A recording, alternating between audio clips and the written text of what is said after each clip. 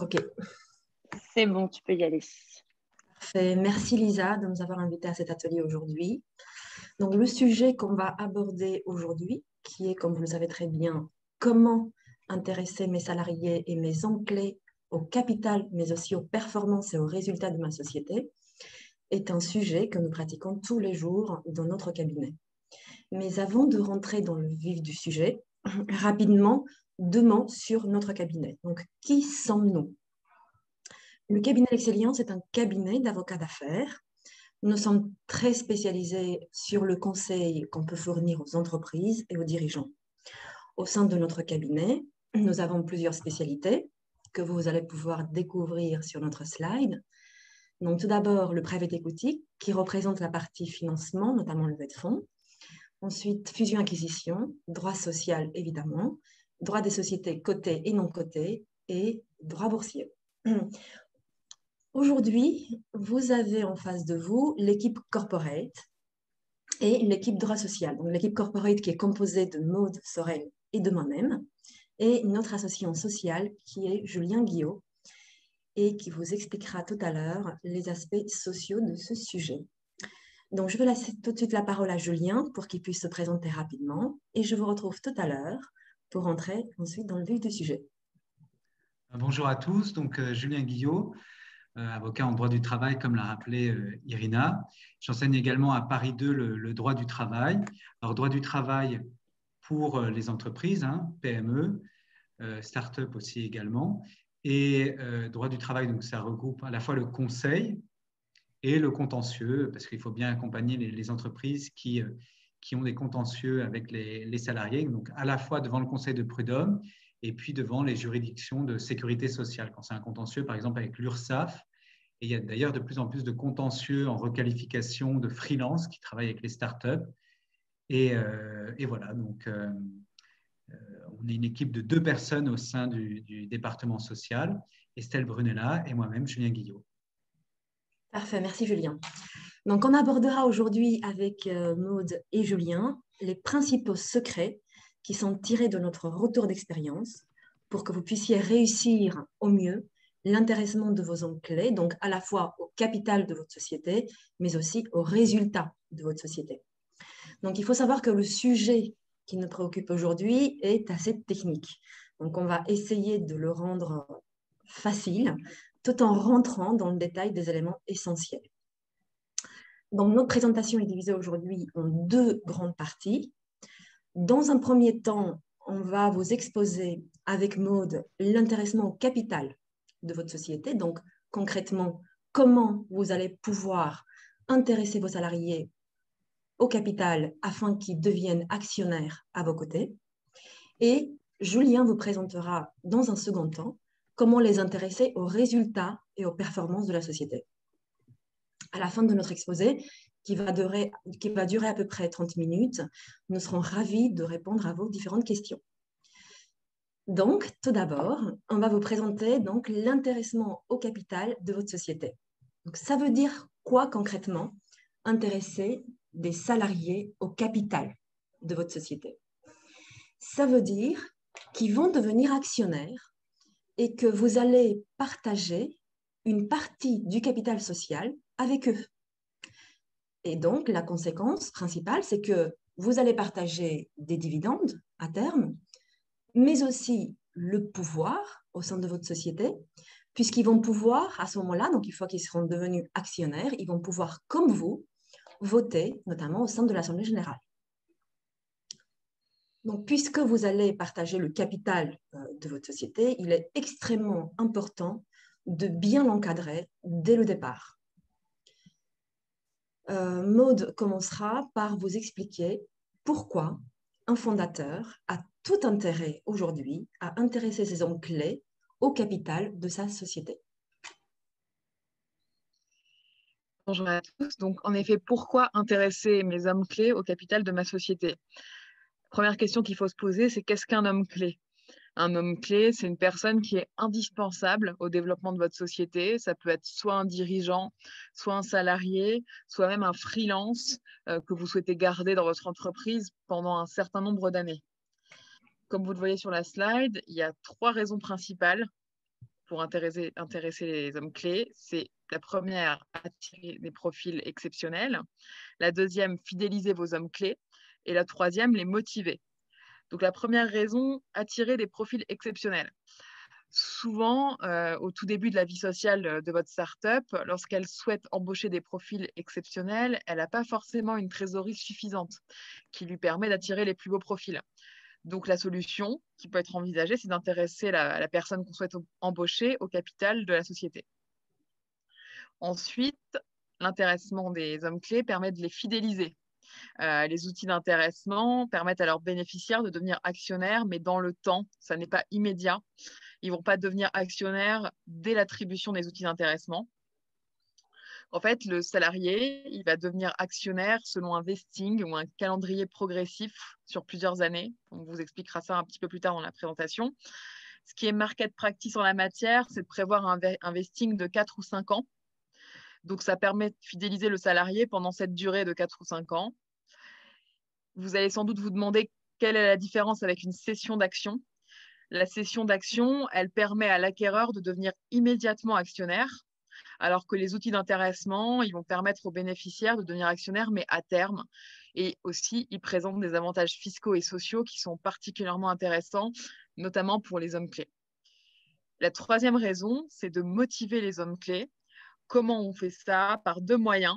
Le premier, c'est de prévoir des objectifs pour rendre les outils d'intéressement exerçables et donc pouvoir obtenir en contrepartie des actions. Et par ailleurs, l'intérêt pour les hommes clés de se voir attribuer des outils d'intéressement, c'est de faire une plus-value à moyen terme. Donc, comment est-ce qu'ils font cette plus-value? En fait, ils vont obtenir des actions qu'ils vont pouvoir vendre et entre-temps, les actions de la société auront en principe augmenté leur valorisation. Donc, ça va leur permettre de faire une plus-value. On y reviendra un peu plus tard. Je vais laisser maintenant Irina vous présenter comment intéresser les hommes clés au capital de la société. Merci Maude. Oui, donc en effet, donc, comment on les intéresse concrètement en pratique? Quels sont ces outils d'intéressement? Donc aujourd'hui, on va aborder trois principaux outils. La star, qui sont, vous en avez sans doute entendu parler, qui sont les BSPCE. On appelle ça des bons de souscription de parts de créateurs d'entreprises. Ensuite, on a les bons de souscription d'actions, les BSA. Et en troisième lieu, on a les actions gratuites. Il faut savoir qu'en réalité, on a aussi la cession d'actions qui peut nous permettre de faire rentrer dans le capital d'une société un salarié ou un dirigeant.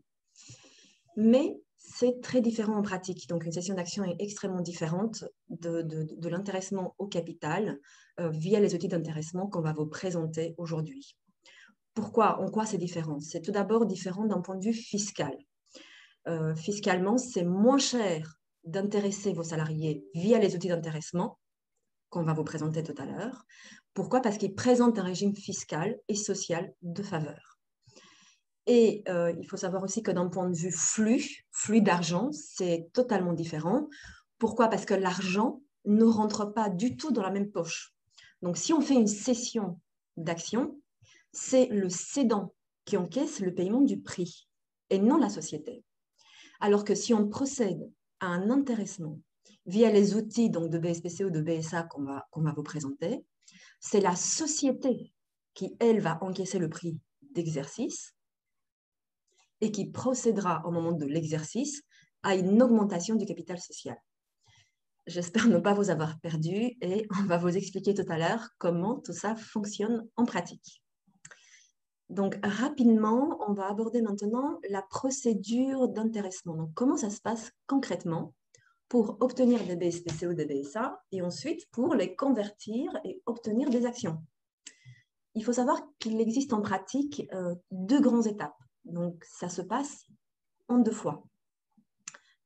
Tout d'abord, on attribue, donc c'est la société qui attribue des BSPCE ou des BSA aux salariés, puis le bénéficiaire va les exercer en respectant évidemment un certain calendrier qu'on appelle le vesting. Et c'est seulement dans un second temps que le salarié, qui bénéficie donc, à qui on a attribué ces BSPCE ou ces BSA, lorsqu'il va les exercer, c'est donc seulement dans un second temps qu'il obtiendra, en contrepartie des actions, et qui deviendra actionnaire. Donc, pour résumer cette procédure, donc, tout d'abord, on attribue des BSPCE ou des BSA qui sont donc des bons, donc des titres dans une société dans un premier temps et qui ne valent pas grand-chose tant qu'ils ne sont pas exercés. Et puis, c'est seulement dans un second temps que le salarié qui est propriétaire de ces titres va pouvoir les exercer en respectant évidemment le calendrier, on vous expliquera ça tout à l'heure, et qu'il obtiendra à ce moment-là des actions de la société et il deviendra actionnaire. Il y a donc deux grandes étapes. La première, c'est l'attribution et la seconde, c'est l'exercice. Et Maud vous présentera tout à l'heure la première étape qui est l'attribution des bons. Donc en effet, tout d'abord concernant l'attribution, on peut se demander qui peut attribuer, quelles sociétés peuvent attribuer. Donc ce sont les sociétés par action, c'est-à-dire les sociétés anonymes, les SA, ou les sociétés par action simplifiées, les SAS. Donc, par exemple, les SARL ne peuvent pas attribuer des BSA ou des BSPCE. Qui peut en bénéficier? Donc les BSPCE, ils peuvent être attribués aux salariés et aux dirigeants. C'est la même chose pour les actions gratuites. Par contre, les BSA, ils peuvent être attribués de manière plus large, donc aux salariés, aux dirigeants, mais aussi aux tiers, comme par exemple des freelances. Je vais laisser maintenant Irina vous expliquer comment, concrètement, on attribue ces outils. Oui, merci Maud. Donc en effet, comme Maud vient de l'expliquer, c'est la société qui les attribue. Et il y a un organe social au sein de la société qui le fait, c'est l'Assemblée générale extraordinaire qui va attribuer ces bons. Comme vous le voyez sur la slide, la plupart du temps, c'est l'Assemblée qui délègue son pouvoir au président, qui pourra, lui, attribuer plus tard, dans un second temps, les BSPCE ou les BSA. Donc, c'est le président qui pourra choisir, dans ce cas, les bénéficiaires des bons, et c'est à ce moment-là qu'il va fixer les conditions d'exercice et le vesting, c'est-à-dire le calendrier.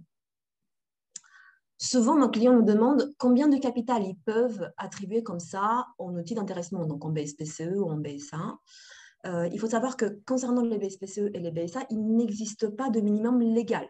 D'accord? Donc, c'est-à-dire que vous pouvez attribuer autant que vous souhaitez, mais en pratique, il y a une market practice et le pool de BSPCE et des BSA représente en général 5 à 10% du capital. Là, on a un conseil important à vous donner pour les sociétés, pour les startups qui sont en train de lever des fonds. Pourquoi? Parce que lorsque vous faites une levée de fonds, je vous recommande de négocier avec vos investisseurs un pool spécifique pour les fondateurs pour que vous puissiez vous reluer à ce moment-là dans le capital de la société et un pool spécifique et totalement à part pour les salariés que vous allez pouvoir intéresser de nouveau dans le capital de votre société. Donc là, vous voyez sur la slide, on a mis pour vous une table de capitalisation. C'est un exemple concret, c'est la table de capi de l'un de nos clients, d'une opération qu'on vient de closer et qu'on a anonymisée. Et sur cette table de capitalisation, qu'est-ce qu'on voit? Donc, on voit notamment le calcul du pourcentage cible du pool, donc combien du capital on peut potentiellement attribuer aux salariés et aux dirigeants. Et on voit aussi le calcul de la dilution des fondateurs et des investisseurs. Donc, c'est-à-dire que les fondateurs et les investisseurs, évidemment, suite à cette attribution, ils vont se faire diluer. Et on a calculé exactement quelle est cette dilution et comment, en fait, les fondateurs, notamment qui bénéficient d'un pool spécifique, vont pouvoir, en utilisant les bons, se reluer et regagner en capital social. Ensuite, un autre élément important qui mérite d'être vu, c'est le prix d'exercice. Combien ça coûte pour une société d'émettre et d'attribuer des BSPCE ou des BSA. Donc, pour les BSPCE, il faut savoir qu'on peut les attribuer gratuitement. C'est la loi qui prévoit cela et les fondateurs peuvent vraiment utiliser les BSPCE pour faire une sorte de cadeau à leurs salariés ou dirigeants. En revanche, pour les BSA, c'est très différent. On ne peut pas les attribuer à titre gratuit. On a une position constante de l'administration fiscale là-dessus. Et pour limiter le risque fiscal, on conseille de prévoir un prix de souscription pour les BSA. Et qu'est-ce qui est marqué de practice en la matière? C'est de prévoir un prix qui correspond à 30% du prix d'une action donc de la valeur réelle d'une action au moment de l'attribution. Et enfin, les actions gratuites sont attribuées, comme leur nom l'indique, à titre gratuit. Maud vous présentera tout à l'heure la deuxième étape de la procédure, qui est l'attribution des bons. Comment le salarié exercera ses BSPCE ou ses BSA pour obtenir en contrepartie des actions. Donc, en effet, on va passer donc à la deuxième étape, l'exercice des BSPCE ou des BSA. Donc, comment est-ce qu'on exerce ces outils? Donc, comme on l'a expliqué, pour exercer ces bons, le bénéficiaire va devoir payer un prix d'exercice et ensuite, il va obtenir en contrepartie des actions. Au contraire, comme vous l'avez compris, je pense, pour les actions gratuites, le bénéficiaire n'a aucune somme à débourser. Donc, à quel prix on doit exercer les BSA et les BSPCE? On les exerce au prix qui est fixé par l'AG. Le prix, il doit correspondre à la valeur de marché des actions de la société au moment de l'AG. Donc, le jour où on va exercer nos bons, la valeur de l'action aura en principe beaucoup augmenté par rapport au prix d'exercice qui a été fixé à l'époque par l'AG. Par exemple, imaginons qu'on vous a attribué des BSPCE en 2018, alors que la valeur d'une action était de 100 €. Donc, le prix d'exercice fixé, il est de 100 €. Et en 2021, la société, elle va être vendue, imaginons, pour 500 € par action. Donc, la valeur d'une action en 2021, elle est devenue de 500 €. Donc, pour exercer mes bons et obtenir des actions en contrepartie, je vais devoir payer uniquement 100 € par action, alors que d'un autre côté, je vais les revendre à 500 €. Donc, je vais faire une plus-value dans cet exemple de 400 € par action. Et quelles sont les conséquences juridiques de l'exercice? C'est que le salarié, l'homme clé, il va devenir actionnaire et les autres actionnaires de la société vont être dilués mathématiquement. Donc, en fait, le capital de la société, il va être augmenté pour permettre l'entrée des salariés au capital. Je vais maintenant laisser la parole à Irina qui va vous expliquer qu'est-ce que c'est que le vesting. Oui, tout à fait. Merci, Maud. Donc, comme on l'a vu tout à l'heure, pour pouvoir exercer les bons, encore faut-il s'inscrire dans le respect du calendrier qui a été décidé par l'Assemblée générale. Et encore faut-il pouvoir répondre aussi à un certain nombre de conditions qui sont des conditions d'exercice qui ont été fixées par l'Assemblée générale. Donc, on va tout de suite rentrer dans le détail du vesting et ensuite des conditions d'exercice. Donc, tout d'abord, le vesting. Donc, le vesting, en fait, comme on l'a dit, c'est le calendrier d'exercice qui a été fixé par l'Assemblée générale. Donc, le salarié, quand il va vouloir exercer les bons, il ne peut pas le faire comme ça à n'importe quel moment. Il va devoir respecter le calendrier que vous avez décidé de mettre en place. La plupart du temps, on prévoit un vesting progressif sur 4 à 5 ans. Pourquoi? Tout simplement parce qu'on veut s'assurer que le salarié va rester dans la société pendant au minimum 4 à 5 ans. On prévoit évidemment en fait un exercice par palier et un calendrier par palier. Par exemple, on prévoit que 25% des bons deviendront exerçables dans l'année qui suit l'attribution, puis 25% dans la seconde année qui suit l'attribution, et ainsi de suite. Et à côté du calendrier, donc pour que le salarié puisse exercer les bons, encore faut-il que les conditions d'exercice soient remplies à ce moment-là. Donc aujourd'hui, on voit ce qu'on voit nous dans le dossier. La plupart du temps, on retrouve souvent deux conditions. La condition la plus classique, c'est la condition de présence dans la société, c'est-à-dire que le salarié ou le dirigeant qui bénéficie des bons, il doit, pour pouvoir les exercer, il doit, au jour où il décide de les exercer, être toujours salarié ou dirigeant dans la société. Sinon, ces bons deviendront caducs et ils ne pourront plus jamais être exercés par leurs bénéficiaires. Et la deuxième condition qu'on prévoit aussi assez souvent est une condition de performance pour encourager le salarié à atteindre certains objectifs que vous allez pouvoir fixer à l'avance. Donc, les objectifs sont définis évidemment au cas par cas en fonction de chaque salarié et de ses fonctions. Et ça va être seulement si les objectifs auront été remplis par le salarié que ce dernier pourra exercer les bons et donc devenir actionnaire. Sinon, donc, si le salarié n'aura pas réussi à remplir les objectifs que vous avez fixés, les bons ne pourront plus être exercés et deviendront, là encore, caducs.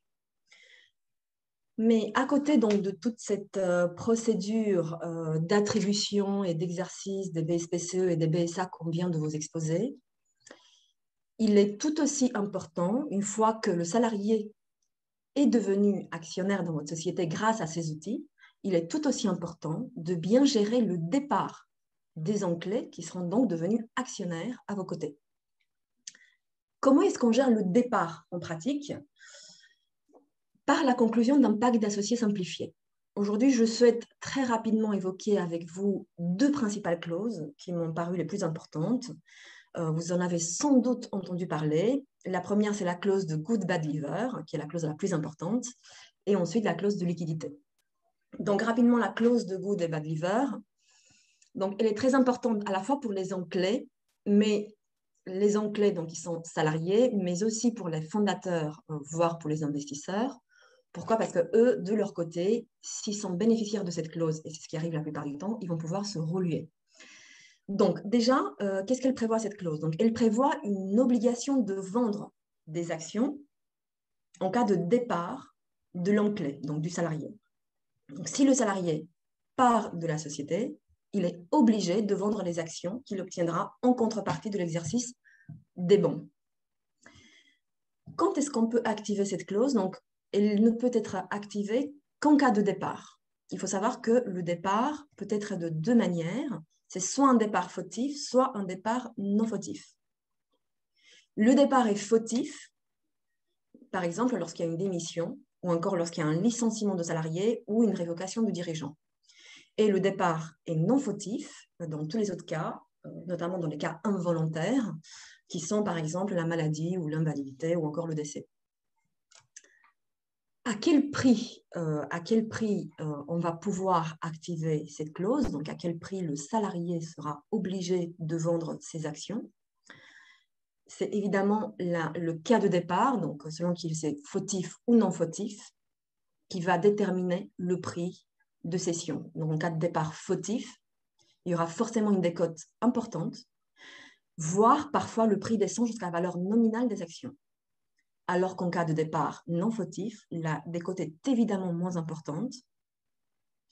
Et il faut savoir que le prix d'acquisition des actions est fixé librement et que ça ressort vraiment, c'est le résultat d'une négociation entre les parties concernées. Donc, dans notre exemple, on va avoir d'un côté les salariés qui, eux, ont intérêt à négocier un prix de cession le plus élevé possible.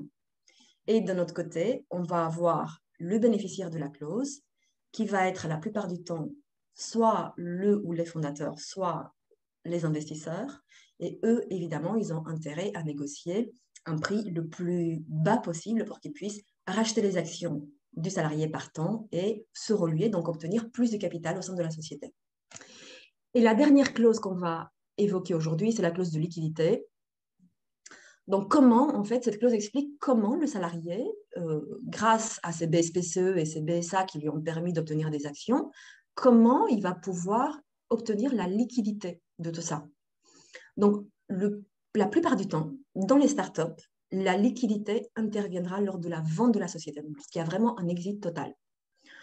Donc, en réalité, même si les BSPCE et les BSA, comme on l'a vu, ils ont un prix d'exercice, donc ils ne sont pas gratuits pour le salarié ou pour le bénéficiaire. En tout cas, voilà. Ils ne sont pas gratuits. Pourquoi? Parce que, comme on l'a vu, le bénéficiaire, il va devoir payer un prix pour les exercer et obtenir en contrepartie des actions. Donc, même si ces BSPCE ou ces BSA ont un prix d'exercice qui doit être payé par le salarié pour devenir associé, ce prix, la plupart du temps, n'est pas déboursé par le salarié. Comment ça se passe? Donc, en pratique, en général, ces bons sont exercés en réalité au jour de la vente de la société. Les salariés donc percevront le prix d'acquisition de leurs actions moins le prix d'exercice des bons.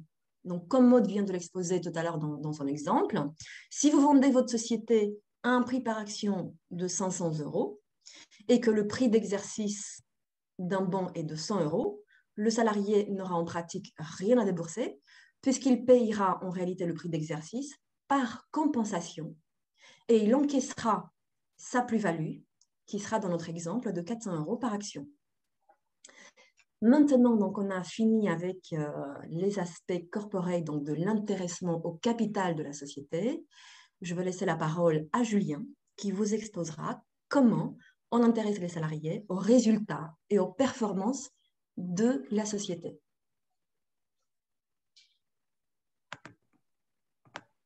Alors, donc, s'agissant de l'intéressement concrètement des salariés, alors il y a différents mécanismes qui existent, mais j'en ai sélectionné 4 à destination des startups et des PME qui sont voilà, plus destinés, plus en phase avec les effectifs d'une PME, c'est-à-dire moins de 250 salariés.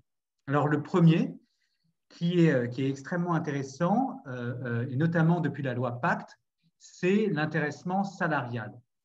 Alors, l'intéressement salarial, on le met en place par un accord d'intéressement, hein, c'est assez simple à faire. Si on n'a pas de délégués syndicaux, on passe par son CSE. Si on n'a pas de CSE, on fait un référendum avec les salariés. Généralement, les salariés sont très intéressés, donc on a une unanimité comme dans un pays, une dictature, quoi. Les salariés votent à 100% pour la mise en place de l'accord d'intéressement. Et l'accord d'intéressement vise, alors, il vise à répartir les bénéfices générés par l'entreprise, mais même si l'entreprise n'a pas de bénéfices, on peut tout de même intéresser les salariés. Donc, il n'y a pas la nécessité d'avoir un résultat bénéficiaire pour donner de l'argent aux salariés. L'accord d'intéressement peut, par exemple, calculer ce qu'on appelle une réserve spéciale d'intéressement, qui est ensuite dispatchée auprès des salariés. Mais cette réserve spéciale d'intéressement, elle peut être assise sur le nombre de contrats vendus, le nombre, je ne sais pas moi, de retours clients positifs. Par exemple, si vous avez, mettons qu'on a un restaurant et qu'on décide de mettre en place un accord d'intéressement pour les salariés, eh bien, on peut très bien avoir un critère sur notre note, notre rating sur TripAdvisor.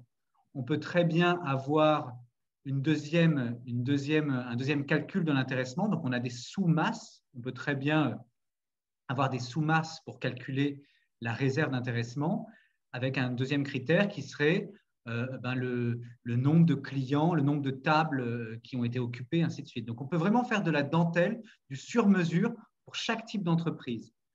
On peut aussi prévoir un calcul par équipe, c'est-à-dire service marketing, la compta, voilà. Chaque service, chaque équipe peut avoir une formule de calcul distincte. Ce qui est interdit de faire, évidemment, c'est un calcul pour chaque salarié. Ça, ce n'est pas possible. On peut descendre au niveau de chaque équipe, on ne peut jamais descendre au niveau de chaque salarié. Mais en tout cas, chaque équipe, avec une formule de calcul qui lui est propre, en fonction de ce que produit en quelque sorte l'équipe, c'est possible.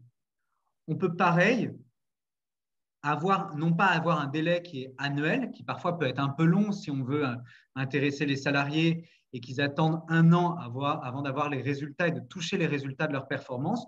On peut être sur des cycles très brefs, par exemple le trimestre. Et donc, à la fin de chaque trimestre, je verse l'intéressement qui a été calculé aux salariés. Le gros intérêt pour une entreprise d'intéresser par le biais de l'intéressement salarial ses équipes, c'est que quand vous versez 100 € d'intéressement à un salarié, vous payez 0 € de cotisation de sécurité sociale. Et le salarié paye 0 € de cotisation de sécurité sociale côté salarial. Donc, ça veut dire que vous donnez 100 et il a 100 et ça vous coûte 100. Pour les entreprises de moins de 250 salariés, la taxe qui existait avant, qui s'appelle le forfait social, qui a un coût de 20%, a été supprimée.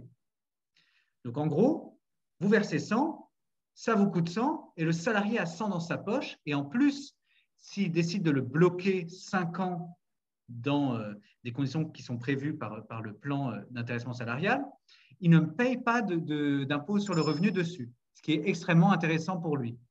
Donc, c'est vraiment un mécanisme d'exonération fiscale et sociale, l'un des plus performants qui existe, parce qu'il n'y a pas justement de cotisation sociale, il n'y a pas de taxation, il n'y a pas d'impôt sur le revenu dessus, dès lors qu'on est une entreprise, une start-up, une PME de moins de 250 salariés.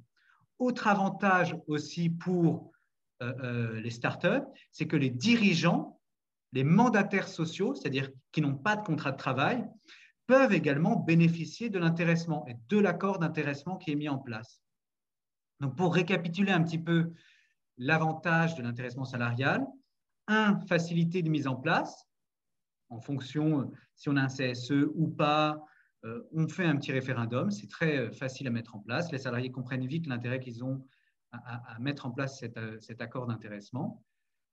Deuxièmement, la possibilité de faire du sur-mesure en fonction de votre activité, en fonction de vos équipes, des équipes que vous souhaitez intéresser et des critères que vous souhaitez, des objectifs que vous souhaitez mettre en place pour la performance. Donc, même pour les entreprises qui ne sont pas rentables, qui sont déficitaires à l'heure actuelle, ou voilà, possibilité de mettre en place l'accord d'intéressement avec une formule qui est plus calculée sur, non pas la performance financière, mais sur la performance de production, ou des résultats au niveau des résultats commerciaux, nombre de contrats signés par exemple, mais pas de performance financière, c'est important. Et puis surtout, l'exonération fiscale et sociale qui est propre à ce dispositif. Pour la participation, donc le point 2, alors la participation, elle pour le coup, elle est obligatoire dès lors qu'on a franchi le cap de 50 salariés, avec une condition d'appréciation de l'effectif qui est sur 2 ans. Donc, dès lors qu'on franchit le cap des 50 salariés, on n'est pas tout de suite soumis à la participation. On a un petit délai avant de mettre en place son accord de participation. Alors, moi, je préfère l'intéressement salarial parce que justement, on a cette possibilité de faire du sur-mesure et d'intéresser sur autre chose que l'argent qui est gagné par l'entreprise.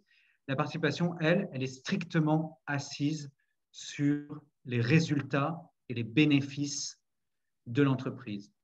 Donc, c'est un dispositif qui est obligatoire, qui existe dès lors qu'on a plus de 50 salariés, mais qui, grosso modo, n'intéressera que les entreprises qui ont des résultats bénéficiaires et qui sont généralement bien bénéficiaires parce qu'il y a une formule de calcul qui est assez complexe. Je ne vais pas rentrer dans le détail, mais qui prend en compte la nécessité aussi pour les entreprises de constituer un bénéfice, des réserves, pardonnez-moi. Et donc, voilà, généralement, c'est assez rare que des jeunes PME aient la participation à verser. Le troisième outil d'intéressement en droit du travail, c'est le PE d'abord, donc le plan d'épargne entreprise, qui est l'outil sur lequel les salariés qui ont par exemple un accord d'intéressement vont pouvoir placer leur argent. Et donc, mettons qu'un salarié, au titre de son accord d'intéressement, perçoive, je ne sais pas moi, 1 000 € par trimestre, il va pouvoir placer ces 1 000 € au sein d'un plan d'épargne entreprise. Et parce qu'il décide de placer cet argent sur le plan d'épargne d'entreprise, l'entreprise a la possibilité d'abonder cet argent qui est placé par le salarié, et donc d'abonder par exemple de 10%. Donc, si le salarié verse 1 000 €, l'entreprise rajoutera 100 € et tout ça exonéré de cotisations de sécurité sociale et d'impôt sur le revenu.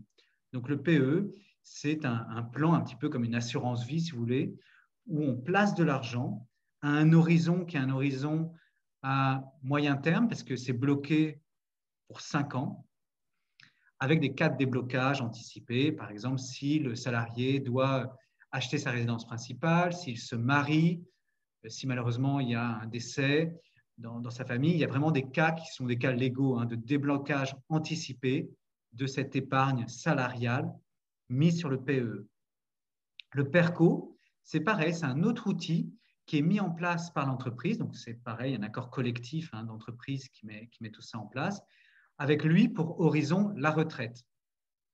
Donc, ça fonctionne de la même manière que le PE, sauf que les cas de déblocage sont un peu plus restreints et que lorsqu'on verse dessus, pareil, abondement de l'entreprise, et pour aider le salarié à se constituer une épargne en vue de sa retraite.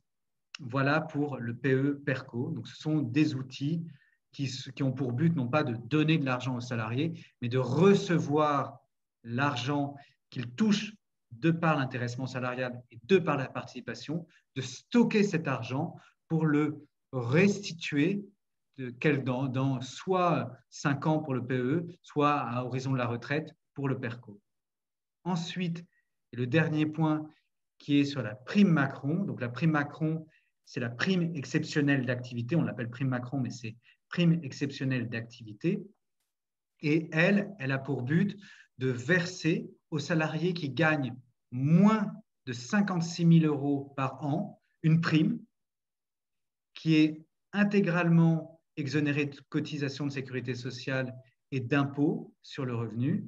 Et cette prime peut aller jusqu'à 1 000 € maximum par salarié. Encore une fois, pour les salariés qui gagnent moins de 56 000 €, pour ceux qui gagnent plus de 56 000 € par an, impossibilité de verser cette prime, ou si vous la versez, elle sera pour le coup soumise à cotisation de sécurité sociale et impôt sur le revenu. Et donc, 1 000 € par salarié par an, sauf pour les entreprises qui en parallèle négocient et mettent en place un accord d'intéressement, on a la possibilité de pousser cette prime jusqu'à 2 000 €. Après, on a, donc la prime Macron, c'est une décision unilatérale de l'employeur, hein, donc il n'y a pas besoin d'accord collectif. Et on a la possibilité de la moduler par service, par catégorie de salariés, cadre, non cadre. Donc ça peut être intéressant à mettre en place. Donc la prime Macron, extrêmement souple à mettre en place, très peu de critères qu'il faut évidemment suivre, parce que si vous versez la prime Macron et sans respecter les critères, notamment le critère du plafond de versement, vous vous exposez à un risque de redressement URSSAF, parce que l'URSSAF, en cas de contrôle, considérera que cette prime représente un salaire et non pas la prime Macron, et donc doit être soumise à cotisation de sécurité sociale. Donc attention à bien respecter les critères de versement de cette prime. Voilà pour les quelques mesures qui peuvent s'appliquer aux startups et aux entreprises de moins de 250 salariés, avec un gros coup de cœur hein, pour l'intéressement salarial qui permet vraiment de faire une situation de sur-mesure, de cas par cas et de verser de l'argent, encore une fois, totalement exonéré d'impôts sur le revenu et de cotisations de sécurité sociale. Voilà. Merci Julien, c'était hyper clair.